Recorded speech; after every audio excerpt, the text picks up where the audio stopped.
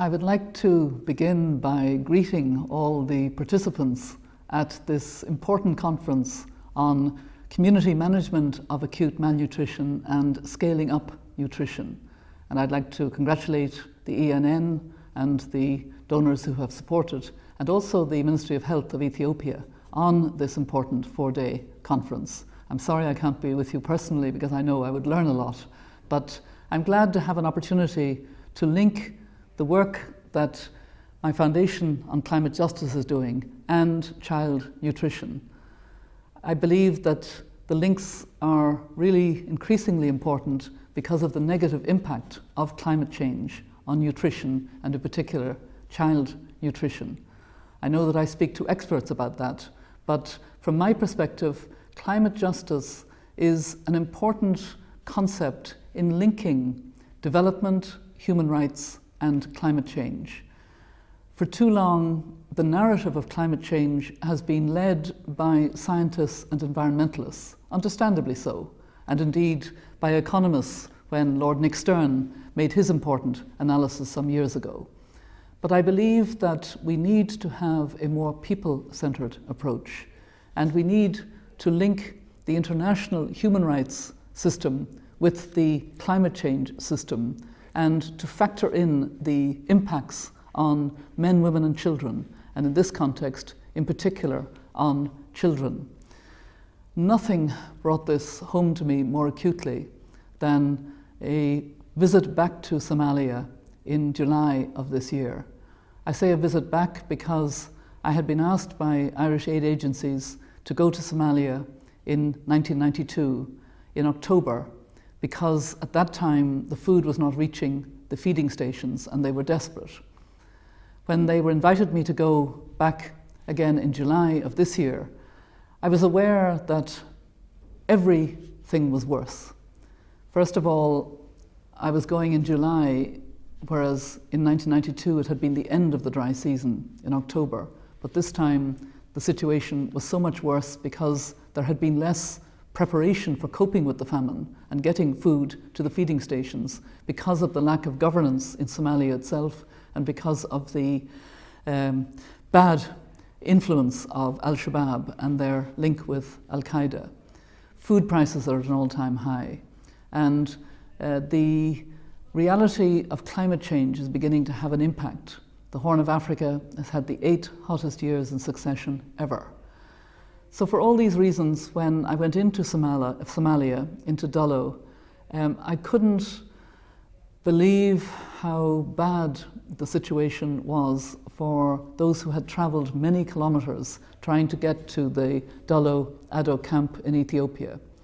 I saw families resting under a tree and children not only malnourished, but at the point of being so seriously malnourished they might never recover.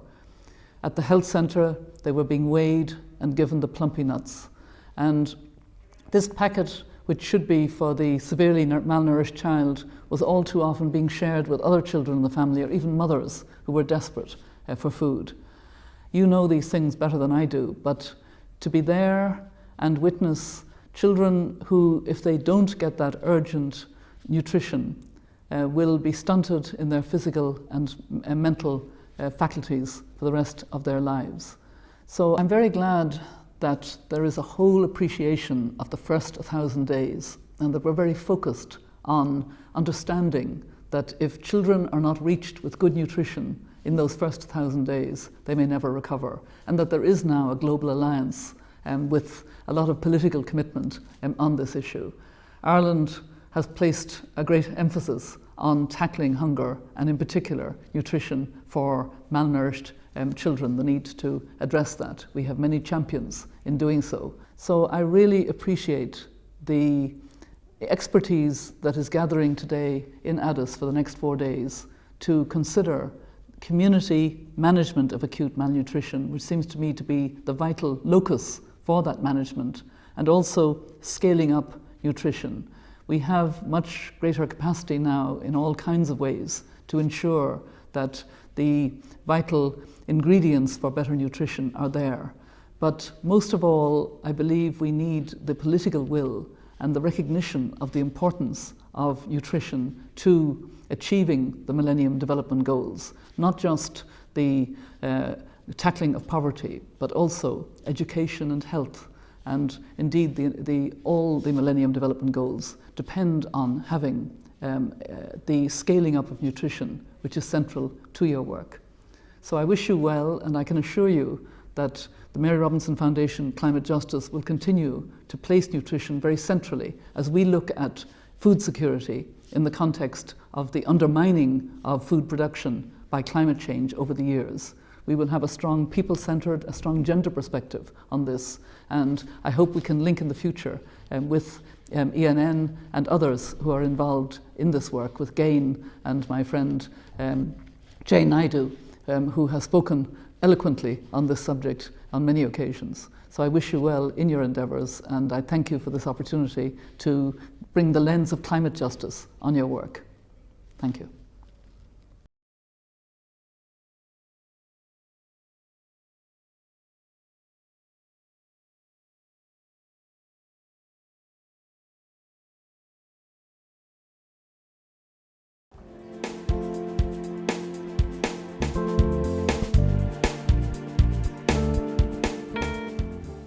I wanted to thank you, all of you, for taking part in this conference on malnutrition.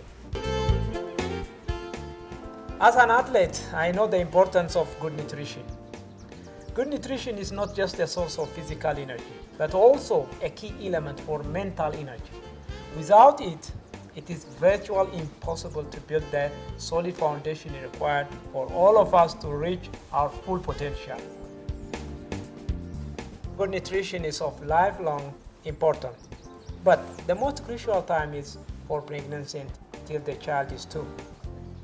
This 1,000 days window of opportunity is vital and cannot be missed. If we miss this window, the health and the future well-being of the child will be permanently impacted in a negative way. As our future lies on the shoulder of the next generation, the urgency of tackling this issue cannot be stressed enough.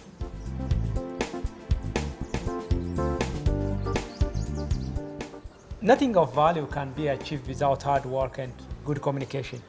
I know this because that's the secret of my success.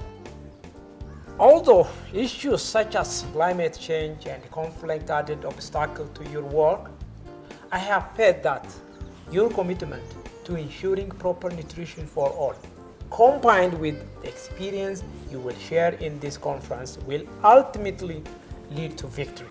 I wish you all the best.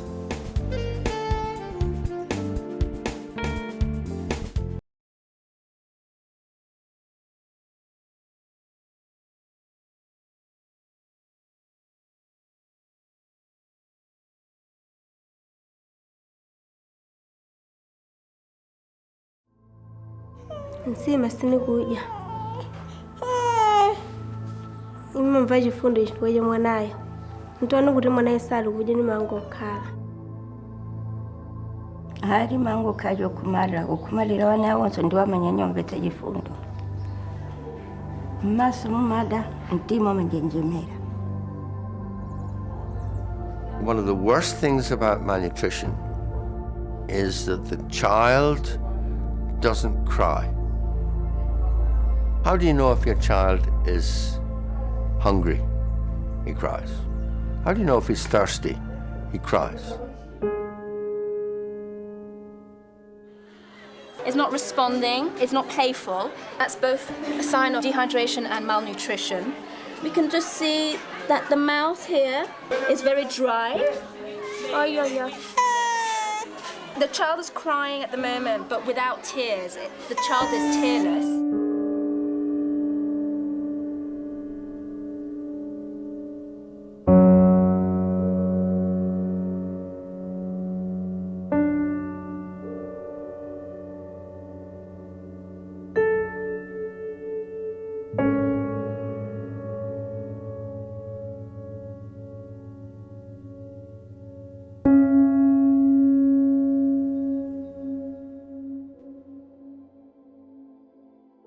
I think for most of us who actually have never really been hungry for a sustained period of time, it can be hard to convey how awful this is as a daily reality.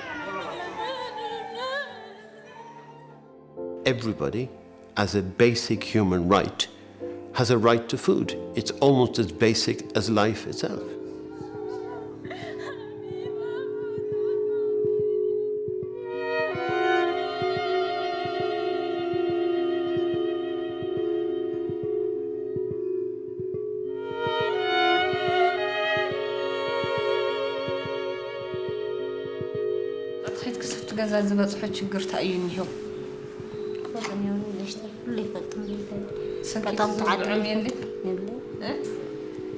أنا أشتري أيام ما يقعد حنكاي ستيهز سويله بقي له أوريل هذا هركس بس يجلس قدام اللي هذا بي عشان نير ما جري هذا.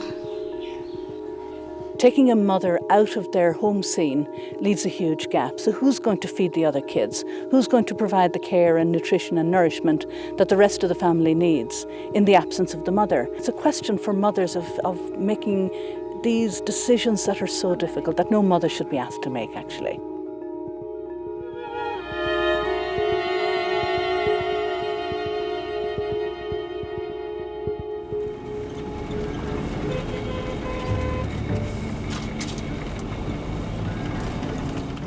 What these new community-based approaches aim to do is to identify malnutrition. And then once these workers have identified a child, it enables them to treat the condition. Through our experience, we have seen that within 4 weeks, a child recovers.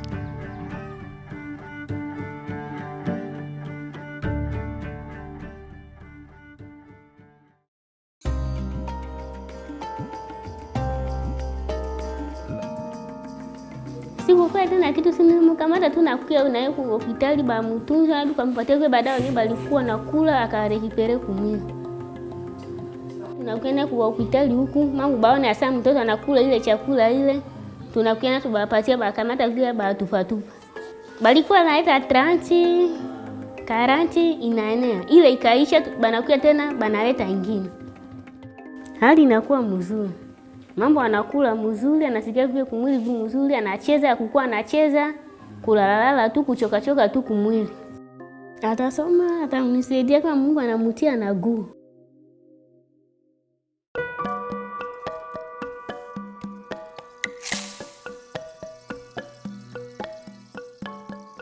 My hope when I was developing this product was to start a revolution in the management of severe acute malnutrition, because the solution before that was quite unsatisfactory. So this is what we wanted, to have something which could be used at home. He didn't want to leave, but after he took this and the medicine and that syrup, he gained weight. He's better now. If I see another child who is sick like my son, I will tell them they can get better with this treatment.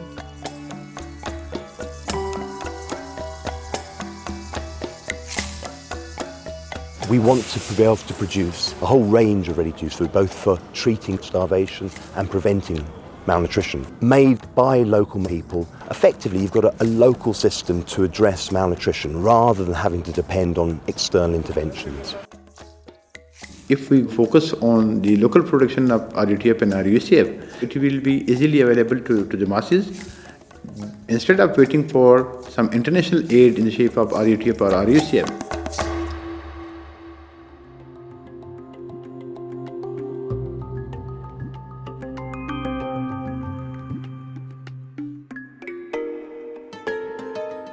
Kule sasa niko nafanya kazi ya vile ya safe kutafuta batoto wenye biko na magonjwa ya kukosa kukura mzuri.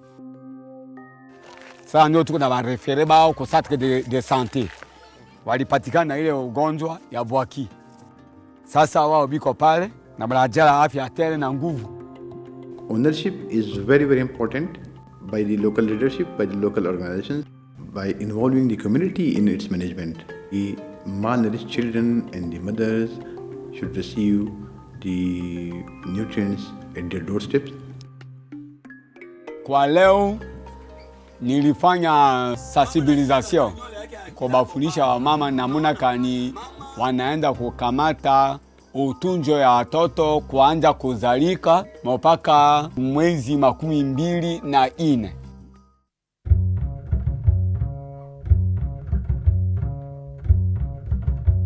The main impact of scaling up CMAM in Ethiopia has been saving a lot of lives, particularly of children, as well as strengthening the existing health system. We have reached about 8,000 communities or village level. The advice I can say to everybody who is interested in this is institutionalize the CTC program and have the highest political commitment.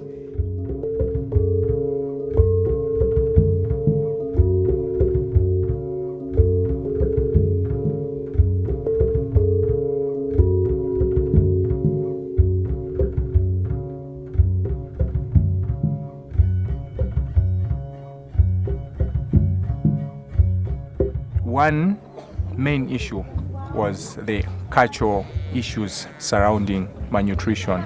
For example, people believe that malnutrition is caused by parental sexual behavior. If a father goes out, sleeps with another woman, and then that brings a spell on the child. When we ask some mothers why they are not very much cautious about their child who is suffering from malnutrition, they often say that they themselves were suffering from malnutrition. They think it's a very usual condition of health and it's a temporary condition.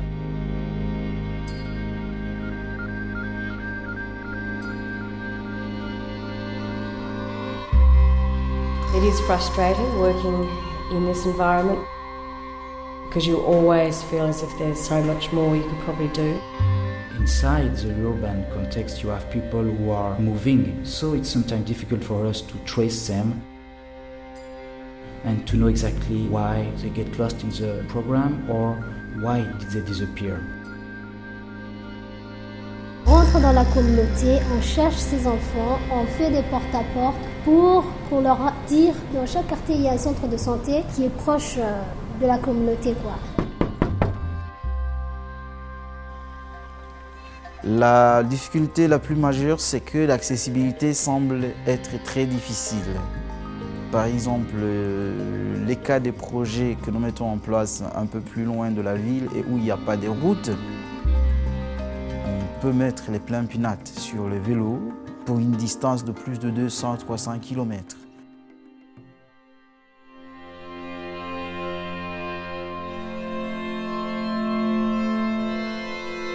Scaling up at national level, it of course needs trained staff, which is, in case of Pakistan, is a little bit deficient. In collaboration with the Ministry of Health, we're training the local government health staff so that they do understand how to do nutritional screening. The main challenge of scaling up CMAM in Ethiopia is that due to the vast area of the country, we have difficulties in maintaining and distributing supplies. This makes it even more difficult when you have developing infrastructure which has not been there at the beginning. Unfortunately, Pakistan has faced so many disasters in terms of the floods, earthquakes. But while the population is disturbed and they are displaced, it needs a little bit more supplies be available at each and every level for addressing the acute malnutrition issues.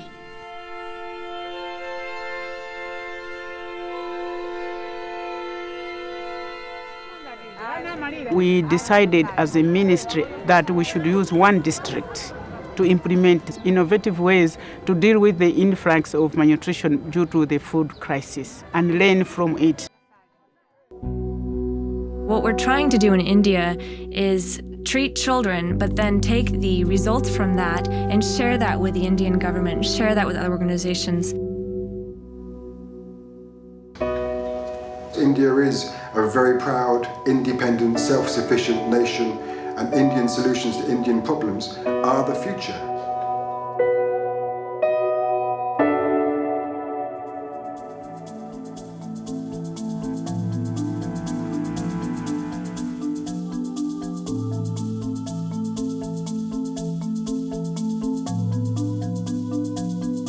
CMAM is actually changing the thinking of the community, particularly caregivers. Scaling up CMAM can be done, and it should be done because it's saving a lot of lives. My child is now well and will sing with happiness as we go home. The changes that are now happening are profound and can have real implications in the alleviation of poverty. Ninafanya hii kazi hii juu naona faida ya kukinga communauté. La vie c'est la santé. CMAM is the only solution in my eyes to go forward and to address this huge issue of acute malnutrition.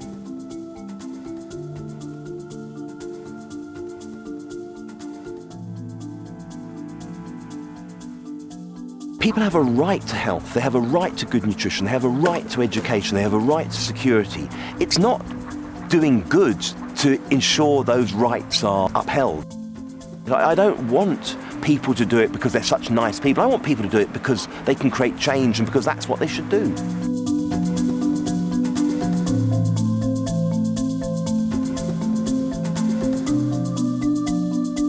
Our target is to cover the whole country. And we believe if we can do that, we'll reduce the problem to zero. And that's our target. We want zero malnutrition in Malawi.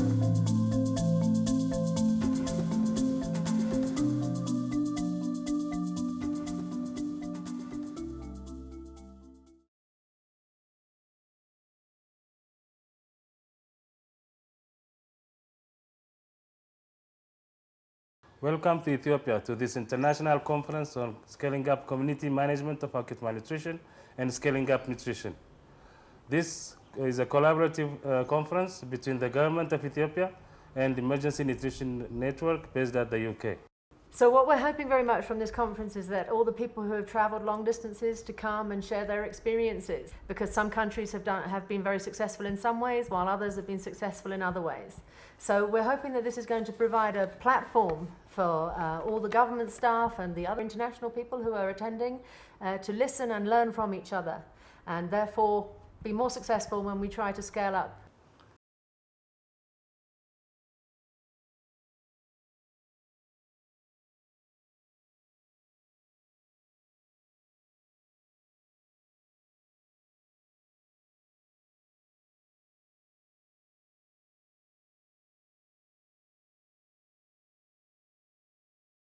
Good morning, Your Excellency, Dr. Michael Mili Hussein, Minister of Health of South Sudan, the newest nation in the world.